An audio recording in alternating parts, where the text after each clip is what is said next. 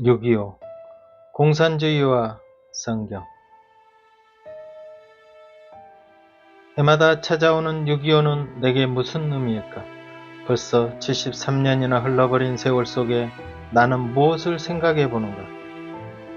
다행히 전쟁을 겪지 못한 나로서는 지난 이야기를 통해 시대적 아픔을 이해할 수밖에 없는 전후 세대이다.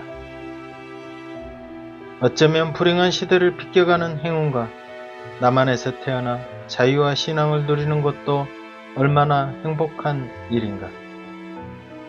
그러나 행복한 이 시대가 아직도 전쟁을 잠시 쉬고 있을 뿐 언제 불이 또 번질는지 모르는 그런 불안한 행복인 것은 사실이다.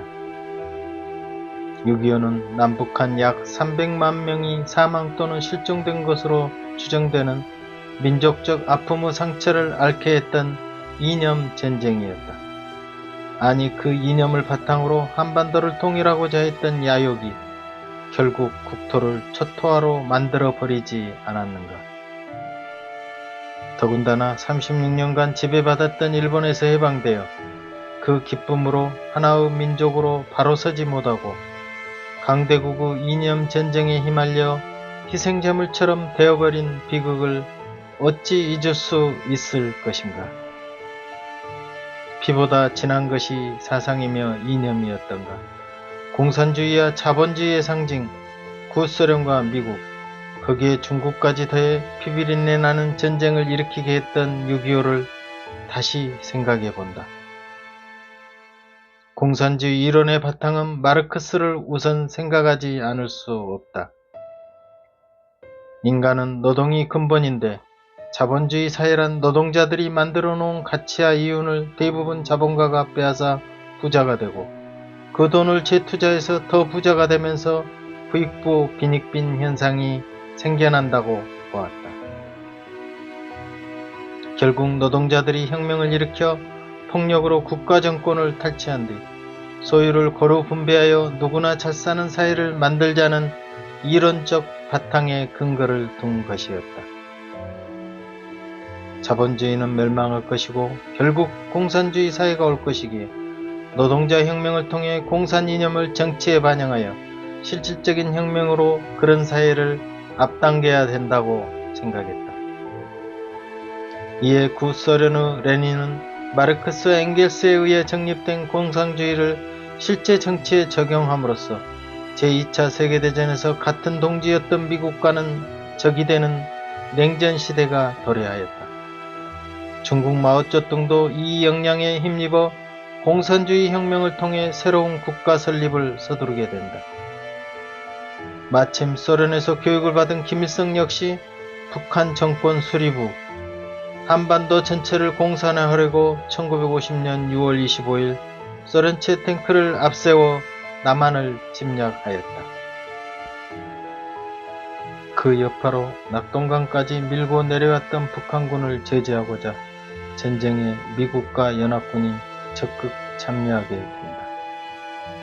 메가더 장군의 인천 상륙작전으로 서울을 다시 탈환하고 더 밀고 올라가 38선을 회복하였다. 여기서 북진 통일의 일환으로 압록강까지 진격하게 된다. 그러나 중공군의 개입으로 전세는 역전되고 장전의 전투에서 패전한 연합군은 결국 함흥에서 철수하였다. 그 힘으로 38선까지 차지한 공산 세력은 연합군 세력과 서로 한 치의 땅이라도 더 차지하기 위한 싸움으로 치닫다가 결국 1953년 7월 27일 휴전에 이르게 된다. 지리적으로 중국과 소련에 인접한 북한 김일성은 공산국가의 영향을 받아 침략 전쟁의 발판을 삼았지만 결국 하나의 민족은 두 동강 나서 철천지 원수로 돌변하고 말았다. 8.15 해방 후 우리 민족은 하나의 국가를 설립하고자 했으나 이승만 정부가 먼저 남한에 자리를 잡고 북한 김일성도 공산 이념을 혁명과제로 삼았고 이는 전쟁을 통해서 자신의 야욕을 이루는 계기가 되었을 것이다. 또한 공산화 이념은 일제 36년 동안 짓밟혔던 우리 민족에게는 가진 자에 대한 혐오가 바탕이 되어 소위 자본가의 토지와 재산을 농민이 쟁취하여 가지지 못한 다수에게 균등 배분하겠다는 정책은 환심을 살 만한 것이었다. 그러나 해방이 되고 우선 살기에도 힘든 그때 공산주의니 민주주의니 알면 얼마나 알았겠는가. 그 얄팍한 이념으로 제주 4.3 사건, 여순 사건들로 이미 민족적 상처가 불거졌으며 빨갱이 용어까지 만들어내며 극단의 적으로 치닫다 결국 6.25란 동족 성전의 비극을 맞이한 것 아닌가. 나 역시 공산주의 개념을 잘 모르지만 성경에서 그와 흡사한 공산주의 뿌리가 되는 말씀을 찾아볼 수 있었다. 믿는 사람이 다 함께 있어 모든 물건을 서로 통용하고 또 재산과 소유를 팔아 각 사람의 필요에 따라 나눠주고 날마다 마음을 같이하여 성전에 모이기를 힘쓰고 집에서 떡을 떼고 기쁨과 순전한 마음으로 음식을 먹고 또 하나님을 찬미하며 또 온 백성에게 칭송을 받으니 주께서 구원받는 사람을 날마다 더하게 하시니라. 우선 눈에 띄는 것은 재산과 소유를 팔아 각 사람의 필요에 따라 나눠주고 대목이었다. 공산주의란 사유재산제를 철폐하고 사회 모든 구성원이 재산을 공동 소유하는 사회제도를 의미한다. 물론 성경을 근거로 하여 공산주의에 얼마나 영향을 주었는지는 잘 알 수 없지만 공동소유를 기초로 하여 더 합리적인 공동사회를 실현하고자 한 이상국가 설립 방향에는 비슷한 면이 없지 않다. 마르크스의 유명한 구절에는 각자의 능력에 따라 각자의 필요에 따라라는 문장이 나온다고 한다. 이는 성서를 바탕으로 얻어진 것일까? 어찌됐든 성경에 등장하는 사도시대 때의 공동분배의 현상은 진정 하나님의 사랑으로 거듭난 자녀들이 자기 가족보다 더 큰 은혜의 넘침으로 이루어진 아주 자연스러운 성령 역사였다. 기쁨으로 모든 소유를 사도 앞에 바쳐 모두 필요에 따라 가져감으로써 부족함이 없었던 성령 충만의 역사가 있었는데 이를 소위 인간의 힘으로 이루게 보려는 그 자체부터가 성경적이지 않다는 사실을 금방 느낄 수 있다. 필요에 따라 누구든 부족함이 없는 세상은 얼마나 플라토닉하고 이상적인 세계인가. 마치 아버지가 열심히 일해서 돈을 벌어오면 그것을 모든 가족이 나누어 써도 아무런 불평불만 없이 만족할 수 있는 세계가 형성되듯이 이 세계는 그리스도인들이 참된 사랑 안에서 형제 자매로 자연스럽게 이루어갈 수 있었던 것이지 국가 차원에서 이런 사회를 이루게 보려는 것은 사실 너무 인위적이다. 고른 분배를 위해서는 있는 자가 자발적으로 내놓는 것이 아니라 강제로 빼앗아 모든 사람에게 고루 나눠주게 되고 그에 반하는 반동을 처단해야 했을 것이다.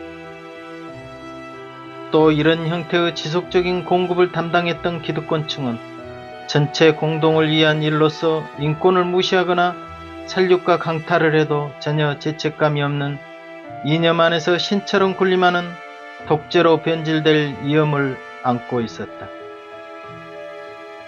마치 인간 힘으로 바벨탑을 쌓아 하나님을 도전하듯이 하나님처럼 된다기에 선악과를 취하였듯이 자본주의가 결국 공산주의로 정착할 것이기에 누구나 만족할 수 있는 환상적인 사회를 직접 만들고자 꿈꾸었던 공산화였지만 결국 실제에서는 많은 인민학살과 부작용으로 실패하고 말았음이 여러 공산국가에서 증명되었다.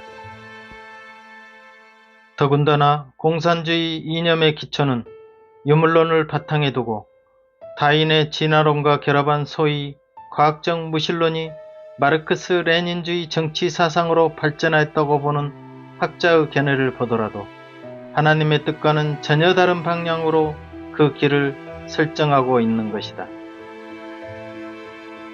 성경에는 믿는 무리가 한 마음과 한 뜻이 되어 모든 물건을 서로 통용하고 제 물건을 조금이라도 제 것이라 하는 이가 하나도 없더라.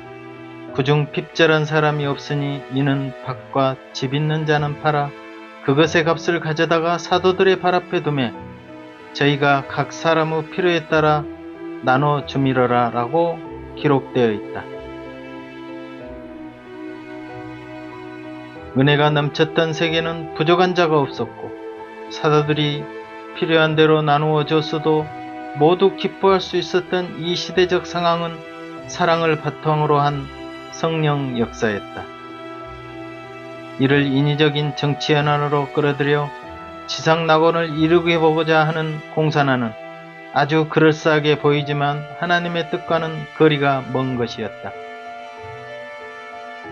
공산주의는 그리하여 사적 소유의 철폐는 물론 생산수단도 공유하자는 이론을 통해 노동자들의 자가해방을 실현 목표로 마침내 국가와 사회적 계급마저도 소멸하게 하는 평등 세상을 추구하며 그 발걸음을 내딛는다. 이 이론의 현실화를 위한 공산화 과정에서 중국은 6천만 명이나 학살되었고 소련은 4,500만 명, 한국은 수백만 명이 전쟁에서 희생되었고 현재도 북한에서는 공경연한 살상으로 이어지고 있다. 이는 지상천국을 만들려는 인간의 이상이 현실에서는 얼마나 어려운가를 잘 보여주었고 실제 공산국가인 북한은 누구나 잘 사는 공산사회의 이론과는 다르게 자본주의 체계보다 훨씬 더 힘들게만 살아가고 있다.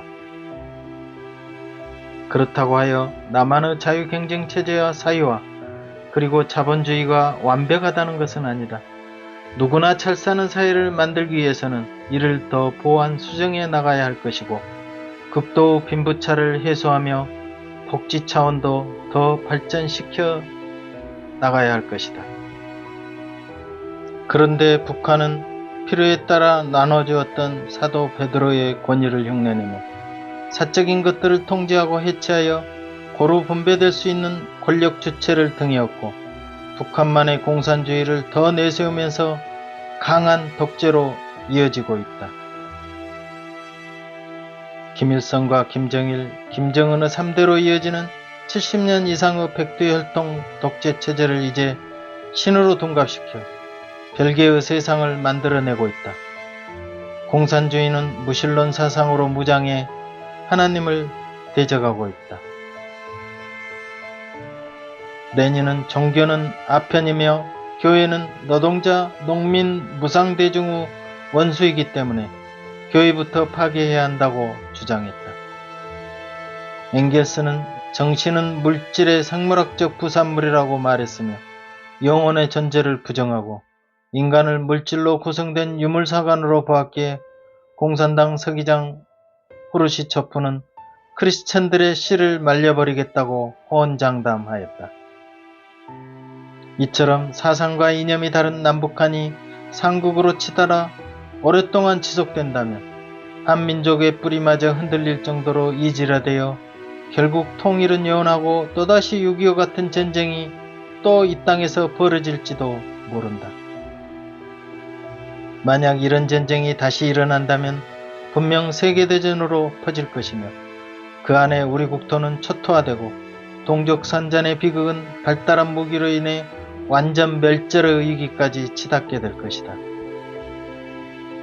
대한민국 남한도 이제는 주권을 내세울 정도로 급성장했고 그 힘을 전 세계에 과시할 수 있을 정도로 발전하였다. 예전 6.25는 강대국의 이념에 휘말려 스스로 우리 민족 문제도 해결하지 못한 채 결국 동족 상잔의 비극으로까지 간 이유는 자체의 힘이 미약했기 때문이다. 독립국을 형성할 수 있는 경제적인 힘과 사상과 이념을 한 민족으로 통합할 수 있는 정치적인 힘이 약했기 때문이었다. 아니, 이념과 사상이 피보다 진한 때문이었다. 국력을 더욱 키워나가면서 국가와 민족을 위한 기도도 필요하고 복음이 북한에도 활성화될 날을 고대하며 또다시 일어나서는 안 될 전쟁을 슬기롭게 극복하면서 한 번 더 통일 문제도 깊이 고민해 보아야 할 것 같다.